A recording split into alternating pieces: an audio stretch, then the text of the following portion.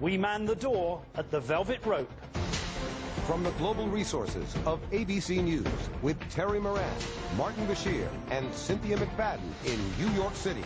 This is Nightline, September 30th, 2009. Good evening. From the power of positive thinking to thousands of self-help books published each year, from making love to making money, it seems that all of us are looking for the secret to success. And tonight, you'll meet a scientist who believes that he's found the formula for maximizing your potential. He calls it the talent code and says that if you follow the rules, you'll not only reprogram your brain, you'll develop your and your child's abilities beyond your wildest expectations. So, what are the secrets? And do they work? John Donvan now investigates. Some kids just seem to have it, right? You listen to Rudy Eliza sing, she's only 14, and wow, where does this come from? And when you consider that this singing school where she's getting a little extra coaching, it's this faceless place at the end of a shopping mall beyond the edge of Dallas. And it seems pretty clear, this is innate talent, the key to success. Rudy was born with it. Maybe, but maybe not. Question, what does Jessica Simpson have in common with Demi Lovato? And what does Demi Lovato have in common with Ryan Cabrera? And Ryan Cabrera with Ashley Simpson?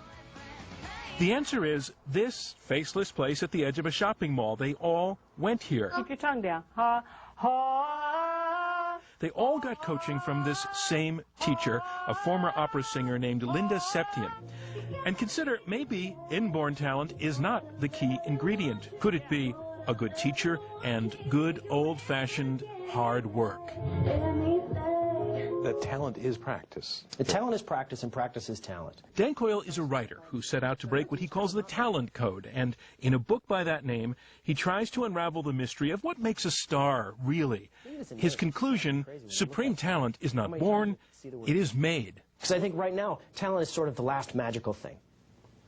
It's magic, right? That's the story we're told in the media, it's the story we're told in the culture. Tiger Woods is magic. Michael Jordan is magic. Mozart was magic.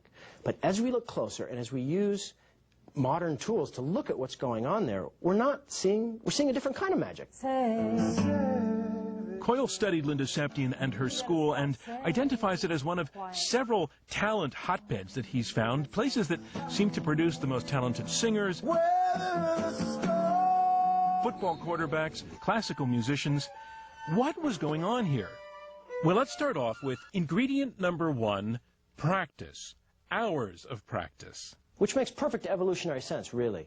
I mean, we are built to learn. We're a learning machine. When we stress the wires of our brain, the skill circuits of our brain in a certain way, those skill circuits get stronger. And in order to make a permanent memory, you need to repeat something.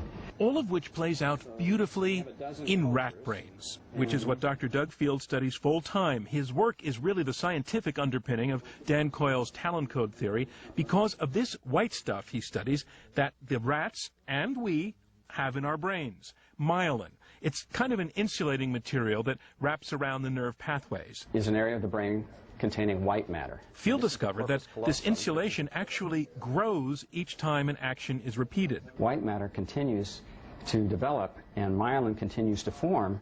So it wraps that wire, gives it more insulation, and the signal moves much more fast and much more accurately. Faster and more smoothly. So if you repeat the same action a lot of times, if you're, say, Tiger Woods, practicing the same golf stroke over and over, the myelin gets really thick and the brain cells start firing much more in sync, and that makes all the difference. Imagine walking 2 miles per hour and having someone run by at 200 miles an hour.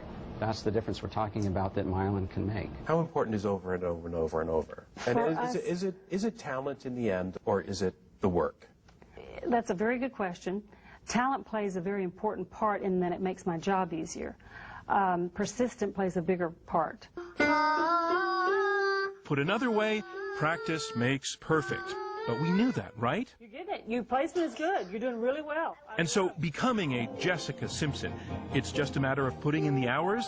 Well, no, Coyle thinks it's a lot more than that. Who the teacher is is a huge part of it. And that takes us to ingredient number 2, great coaching. As a coach, Linda Septia knows that making something look effortless actually takes breaking it down into a series of little parts. You have to do each part right and in the right order every time. I can make anyone sing very well. She's been doing this with Jaden Roberts, 8 years old, for the past 2 years. Linda won't let her get past a verse until she has it down. That's what throwing this ball back and forth is teaching her right now. It has to be a habit, and it has to be repeated over and over and over. Then they've got to move to it. Then they've got to have a rhythm to it. Then they've got to put words to it. It's a lot of work. It's a lot of work.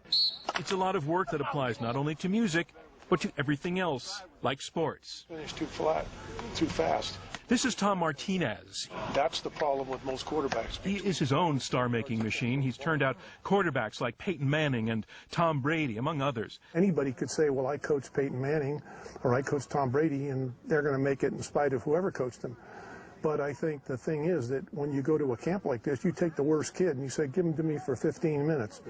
And then watch him mechanically. And that's what you'll see him do. You'll see him repeat himself a million times. Tom Brady, in his wallet, carries a small piece of paper with about 6 or 7 Martinez-isms on them to remind him exactly what those things are. It's simple, it's repetitive, but it's difficult to do. And as Coyle observed, the style of a great coach is mild, laid back, intensely watchful. There's nobody giving inspirational speeches. What there are people giving small, really intense corrections. They're getting people into that zone where they can deeply practice, and they're making small corrections. And that's the path to skill. That's the royal road. Getting into the zone where you are so focused on those small corrections and small steps, the rest of the world just melts away. It's not just practice. It's ingredient number 3, total concentration. We're in rural New York State, the Meadowmount School. Nothing fancy to look at, but look at who studied here. Yo-Yo Ma, Joshua Bell, Itzhak Perlman, some of the greatest classical performers in the world today. Learning this way is not easy, breaking things down into small steps. Okay. It's being interrupted.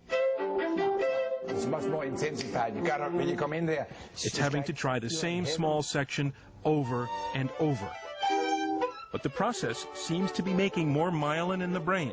If you don't feel that kind of frustration, edge, failing and fixing sort of sensation, you're not stressing your skill circuits. What do you see when you see that look, that Clint Eastwood look in a kid's eye? They're leaning into the air. They are experiencing a mistake and fixing that mistake. And that finding and fixing is at the core of the process. And that golden second happens right after the air. And that's when you'll see them dial in. And even more on the bass. If you really practice something for a long time, you'll find yourself just playing all the notes, just making the sound that you've practiced without having to think about it at all.